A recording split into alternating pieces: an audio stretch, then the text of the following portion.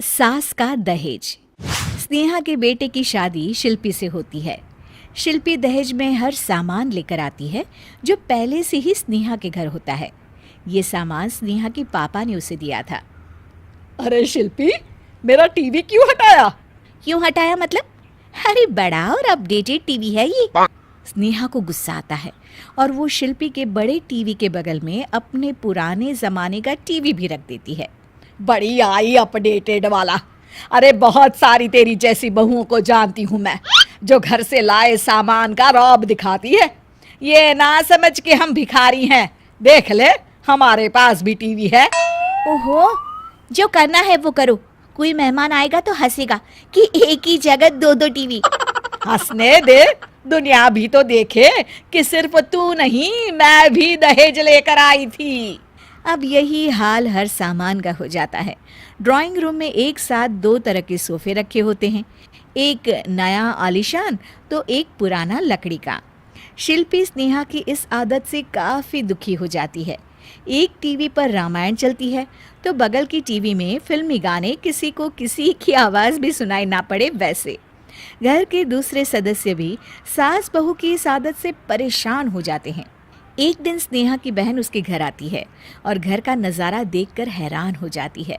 कहीं पुरानी फ्रिज के बगल में, कहीं नई फ्रिज, तो कूलर के ठीक ऊपर एसी। अरे स्नेहा, ये तूने घर की क्या हालत बना रखी है? बहू रानी, तू तो नए जमाने की लड़की है, फिर घर को कबाड़ी बाजार सा कैसे सजा रखा है? नया फैशन है क्या? देखिए ना मौसी, माँ जी अपना पुराना सामान निकालना ही नहीं चाहती।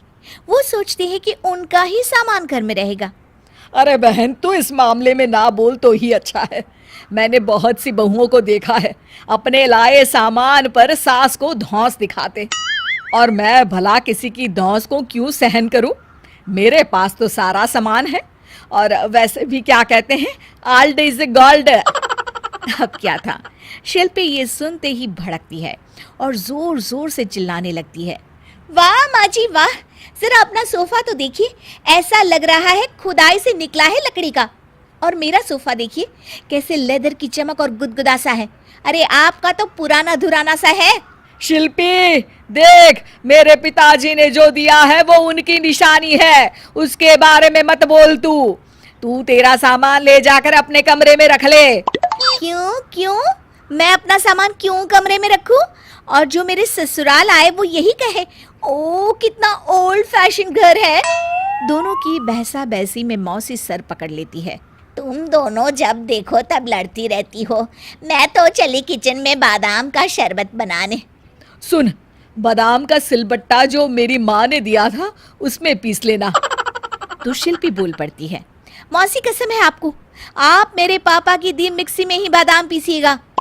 खैर, मौसी तो जाती है किचन में, लेकिन ड्राइंग रूम में सास बहू की बहसा बहसी जारी रहती है। तभी शिल्पी को गुस्सा आ जाता है और वो अपने पापा के दिए सोफे पर जाकर जोर से बैठती है, लेकिन तभी सोफा जोर से आवाज कर टूट जाता है। हे भगवान, ये क्या हुआ? ये सोफा कैसे टूट गया? बेटा, अब समझ में आया ओल्ड इज गोल्ड क्यों कहा जाता है। टूट गया ना तेरा सोफा। तभी किचन से जोर से आवाज आती है और मौसी काली पीली होकर किचन से बाहर निकलती हैं। शिल्पी, तुम्हारी कसम के चक्कर में मैंने बादाम के लिए मिक्सी का उपयोग किया था, लेकिन जैसे ही प्लग ऑन किया, अरे मेरा ये हाल हो गया। और भरोसा करो आजकल की चीजों पर। मैंने तो कहा था तुझसे, माँ की सिलबट्टे पर बादाम को पीसती तो तेरा ये हाल ना होता और स्वाद का स्वाद बरकरार रहता। अरे जब सब चीजें घर में थी तो क्या जरूरत थी तेरे पापा को सामान देने की? वैसे भी बहू, आजकल दहेज वही मांगता है जिनकी खुद की काबिलियत नहीं होती। आप ठीक कह रही हैं माँ जी। मेरे लिए ये सौभाग्य की बात थी कि आप लोगों ने पापा से कोई डिमांड नहीं की थी, लेकिन मैं आपको समझ ही नहीं पाई। मुझे माफ़ करिए। अब इस घर में नई चीज़ तभी आएगी जब पुरानी खराब हो जाएगी।